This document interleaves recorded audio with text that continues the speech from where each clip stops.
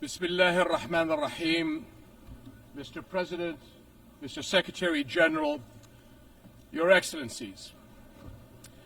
Over the past quarter century, I have stood at this podium amidst regional conflicts, global upheavals, and humanitarian crises that have profoundly tested our global community. It often feels that there was not a moment when our world was not in turmoil. And yet, I cannot recall a time of greater peril than this.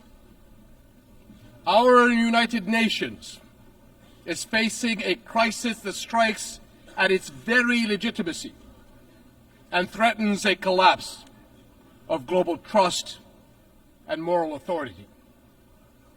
The UN is under attack, literally and figuratively. For nearly a year, the sky blue flag flying over UN shelters and schools in Gaza has been powerless to protect innocent civilians from Israeli military bombardment. UN aid trucks sit motionless just miles away from starving Palestinians. Humanitarian workers who proudly wear the emblem of this institution are disparaged and targeted. And the rulings of the UN's International Court of Justice are defied, its opinions disregarded. So it's no surprise that both inside and outside this hall, trust in UN's cornerstone principles and ideals is crumbling.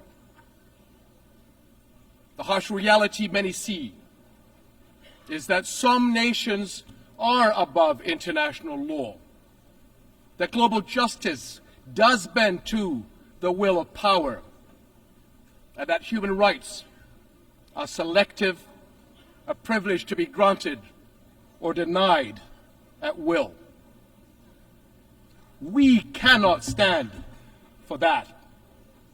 And we must recognize that undermining our international institutions and global frameworks is one of the gravest threats to our global security today. Ask yourselves, if we are not nations united in the conviction that all people are equal in rights, dignity, and worth, and that all countries are equal in the eyes of the law, what kind of world does that leave us with? Your Excellencies, the attacks of October 7th on Israeli civilians last year were condemned by countries all over the world, including Jordan. But the unprecedented scale of terror unleashed on Gaza since that day is beyond any justification.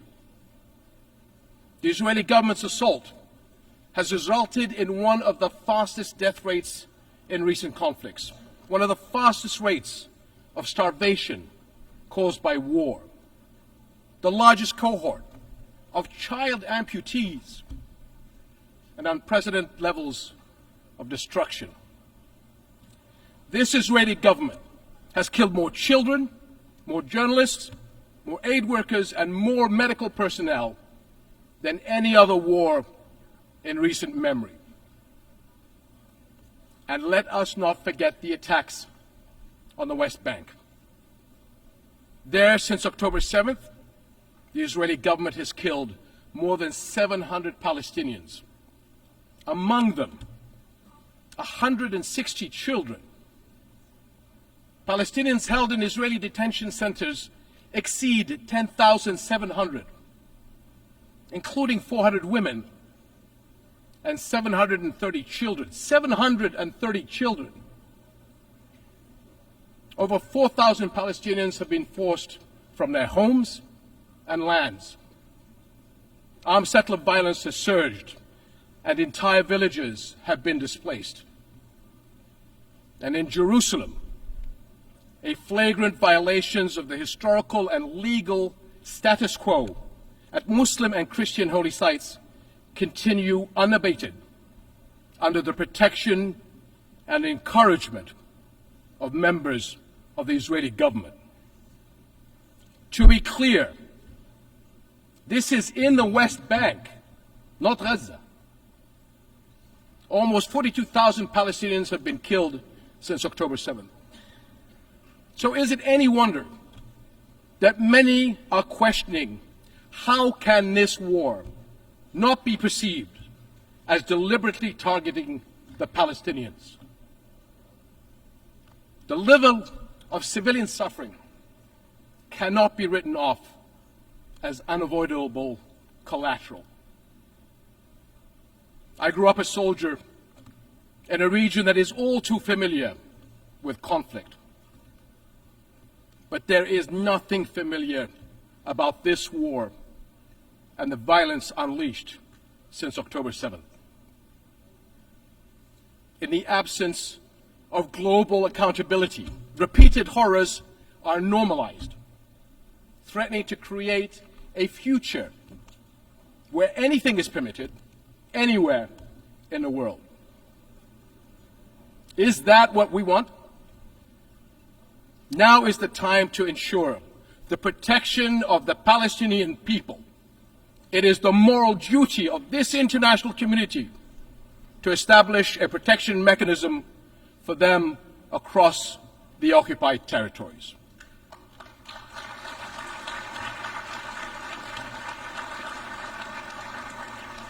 This will guarantee the safety of Palestinians and Israelis from extremists who are taking our region to the brink of an all-out war. That includes those who continue to propagate the idea of Jordan as an alternative homeland. So let me be very, very clear. That will never happen. We will never accept the forced displacement of Palestinians, which is a war crime.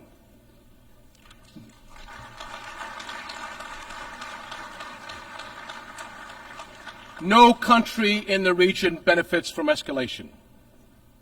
We have seen that clearly in the dangerous developments in Lebanon over the past few days. This has to stop. For years, the Arab world has extended a hand to Israel through the Arab Peace Initiative, offering full recognition and normalization in exchange for peace. But consecutive Israeli governments, emboldened by years of impunity, have rejected peace and chosen confrontation instead.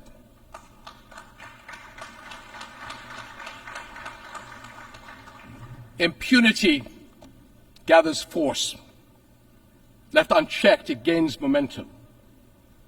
Palestinians have borne more than 57 years of occupation and oppression. During this time, the Israeli government has been allowed to cross one red line after another. But now, Israel's decades-long impunity is becoming its own worst enemy, and the consequences are everywhere. The Israeli government has been accused of genocide at the ICJ. Expressions of outrage at its conduct are echoing around the world. Cities everywhere have seen mass protests, and calls for sanctions are growing louder. International frustration with Israel has long been mounting, but it has never been more exposed. For decades, Israel has projected itself as a thriving Western-style democracy in the Middle East. But the brutality of the war on Gaza has forced the world to look closer. Now many see Israel through the eyes of its victims. And the contradiction, the paradox, is too jarring. The modern advanced Israel admired from afar, and the Israel that Palestinians have experienced firsthand, simply cannot coexist. Israel will eventually be entirely one or the other. That is the choice its leaders and its people will have to make. To live by the democratic values of freedom, justice, and equality for all, or to risk further isolation and rejection. Over and over, we have watched Israel try to achieve security through military means. Each escalation is followed by a pause until the next deadlier one. And for years, the global community has taken the path of least resistance, accepting the status quo of the ongoing military occupation of Palestinians, all the while paying lip service to the two-state solution. But it has never been more evident that the current status quo is untenable. And as the International Court of Justice's advisory opinion underscored 2 months ago, it is unequivocally illegal. The Court's opinion bears a moral imperative to us all. The obligation it carries is one that our nations cannot afford to ignore for the sake of our world, as well as the future for Palestinians and Israelis alike. Because both peoples deserve to live their lives in dignity, free of violence and fear. And the only way to achieve that is a just peace, one grounded in international law, justice, equal rights, and mutual recognition. That is something we, as nations and people everywhere, can and must unite around. Your Excellencies, the world is watching, and history will judge us by the courage we show.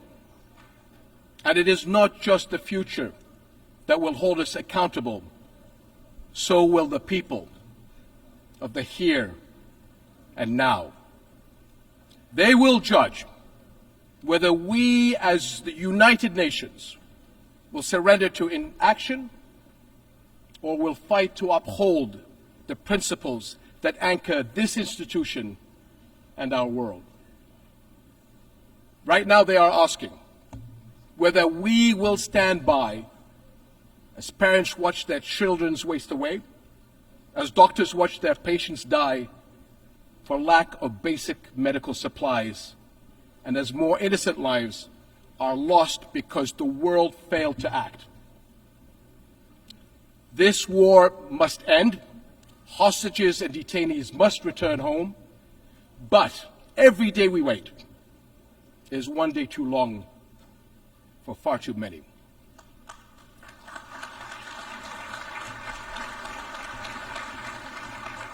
So I call on all countries to join Jordan in enforcing an international Gaza humanitarian gateway, a massive relief effort to deliver food, clean water, medicine, and other vital supplies to those in desperate need. Because humanitarian aid should never be a tool of war. Whatever our politics, one truth is undeniable. No people should have to endure such unprecedented suffering, abandoned and alone. We cannot surrender the future to those who thrive on division and conflict.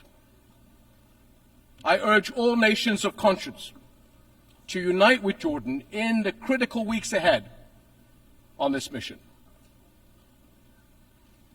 Almost a year into this war, our world has failed politically, but our humanity must not fail the people of Gaza any longer.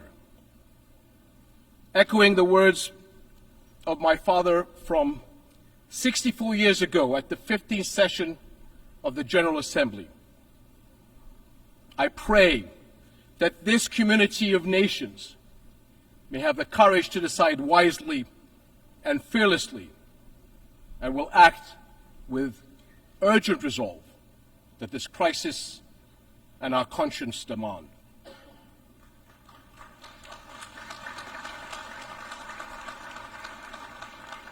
My father was a man who fought for peace to the very end.